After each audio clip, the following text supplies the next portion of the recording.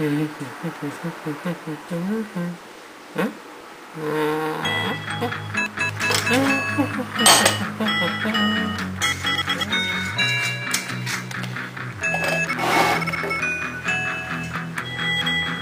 yeah.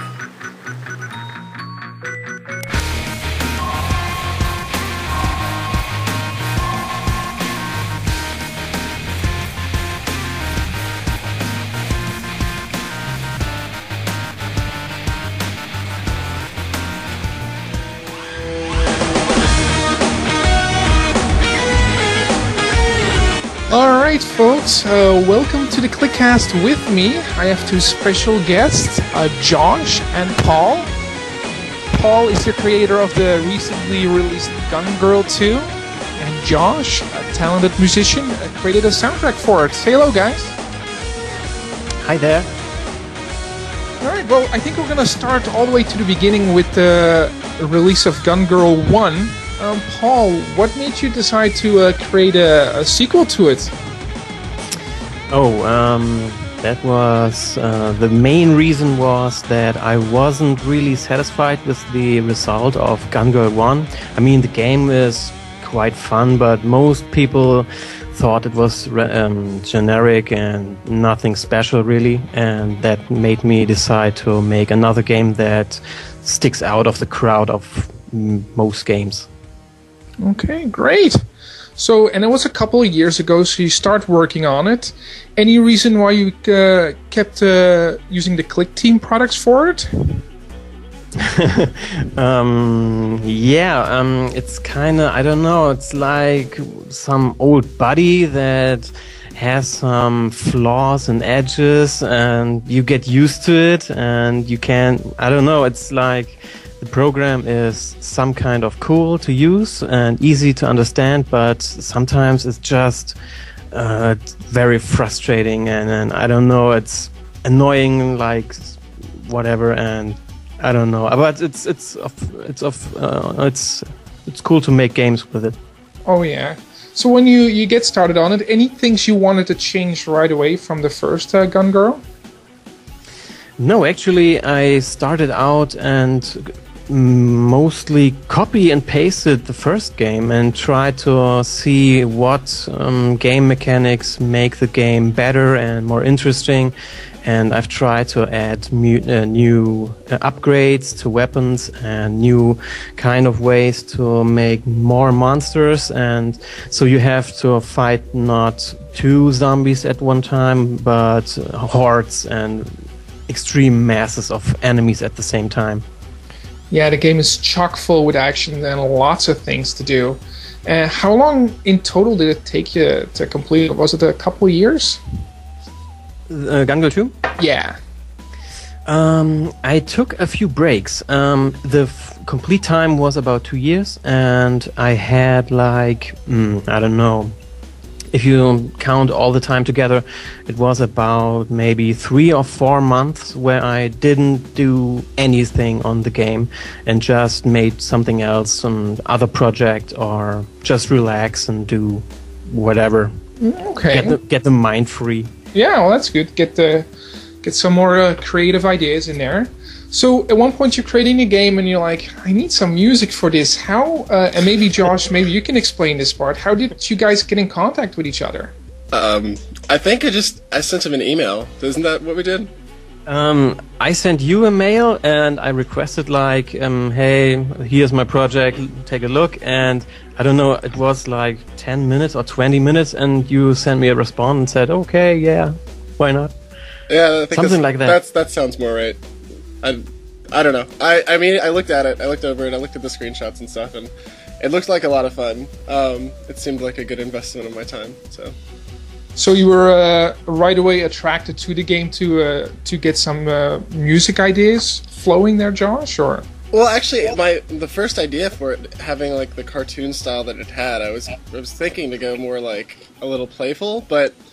After he sent me the first test of the game and I actually played through it, I got a completely different vibe, and I wanted to do something a little more aggressive, because even though it seems cute looking from the outside, it's very intense and it's a lot of fun. So I wanted to make sure the music matched it. That's what. Okay, great.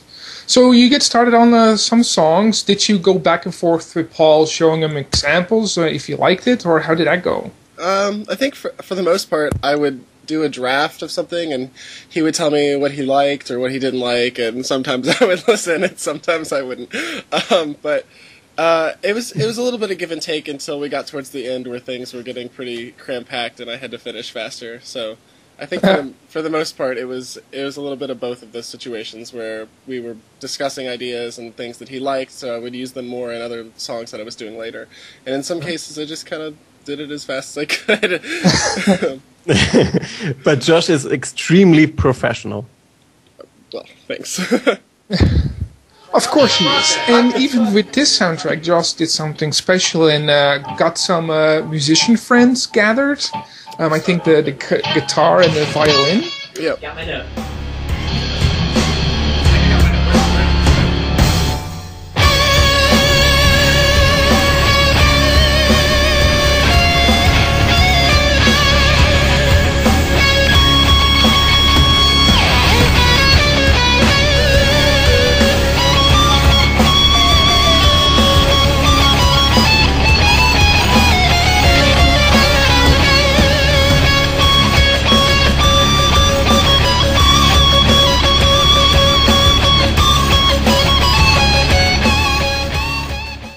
How did you come up with that, Josh, to include some more instruments there? Well, Paul had told me right off the bat that the biggest influence musically that he wanted was from like Doom and Doom 2, and growing up like listening to Bobby Prince and just like loving that music, I was like absolutely thrilled about it. But the only thing that like it really needed was some cool guitar, and it just like I can play guitar, but I can't do it as well as Rich can, and Rich just blew it away. I had Rich come in and just do like a test session with me on one song, and as soon as we finished the first song, it was just like, wow, I have to have him on everything. I don't know what else to do. And the violin was pretty much I wanted to make sure that everything wasn't, it's like in a storyline you have to have comic relief, and same with the music, you have to have something that's not so intense all the time, but yet still edgy. And I feel like I felt like the violin would be a good way to achieve that, and I think it worked. So.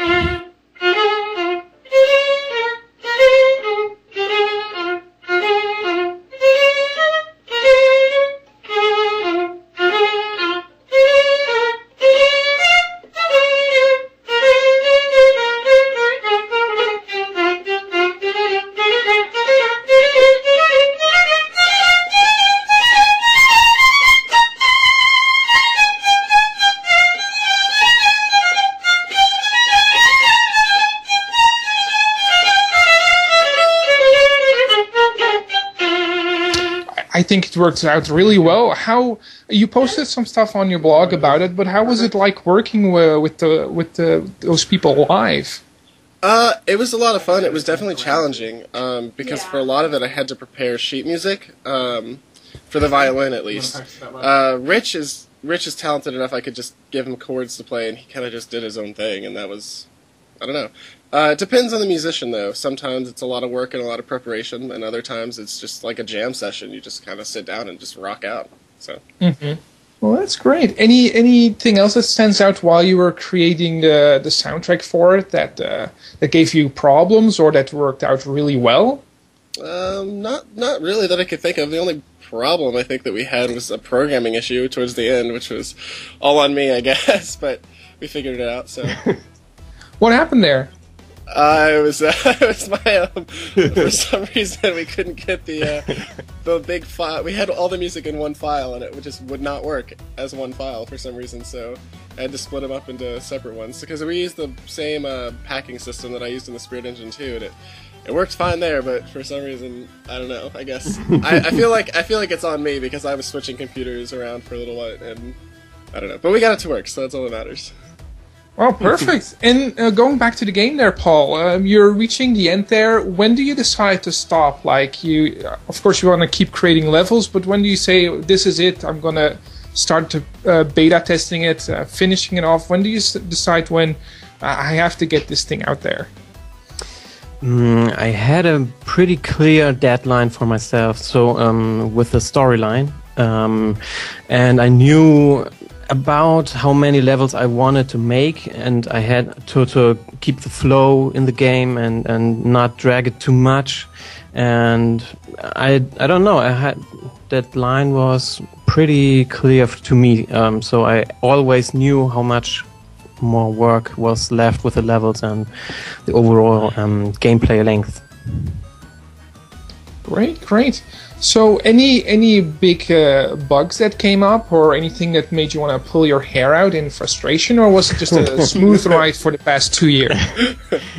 Besides from the thing Josh mentioned, there was one very big bug because there was a problem with the ini++ object, which caused the game to crash on Vista and Windows 7.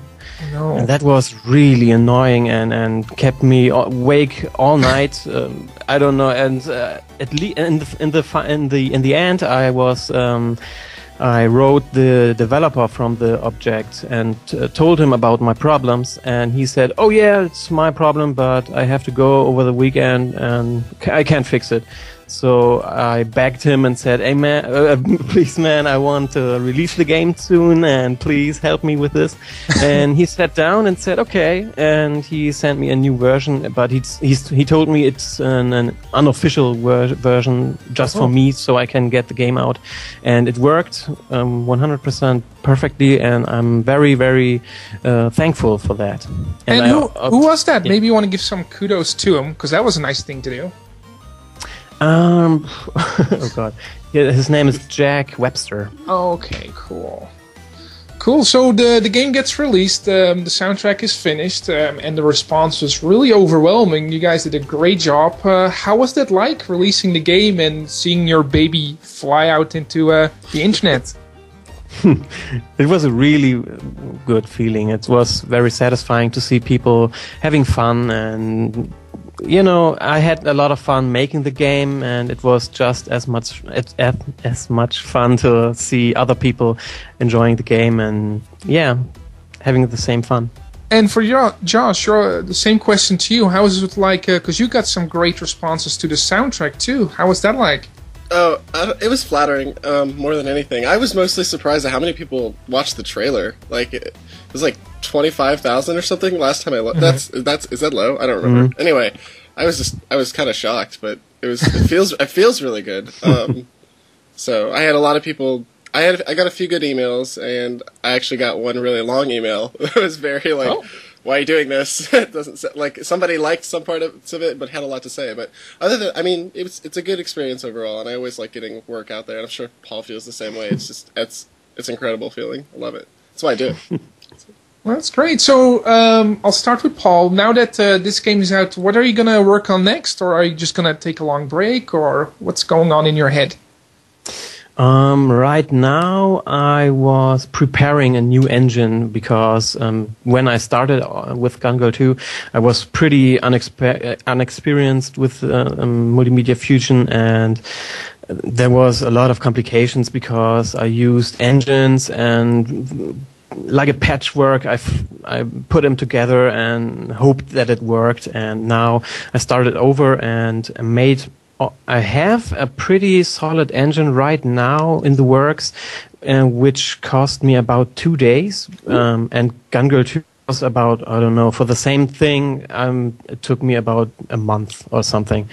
So maybe I'm making another platformer, but it could be that I'm focusing my next project on another game mod, for example, map modifications for StarCraft 2 or something like that. Okay, interesting. Okay, we'll keep watching. We'll keep watching your site. And Josh, how about you? I'm actually writing an opera, which is pretty intense. That takes a lot of time. But besides that, I'm doing some projects on Overclocked Remix, which is ocremix.org. I'm on a few of their album projects and just doing some freelance stuff. And then there's games that I've been hired to do. So that was one good thing about Gungirl 2, is it actually got a lot of people interested in getting music for their stuff. So that was good. But other than that, nothing like too terribly big. It's kind of like taking a break. Feels good. Okay, well that's great that it worked out so well for you guys.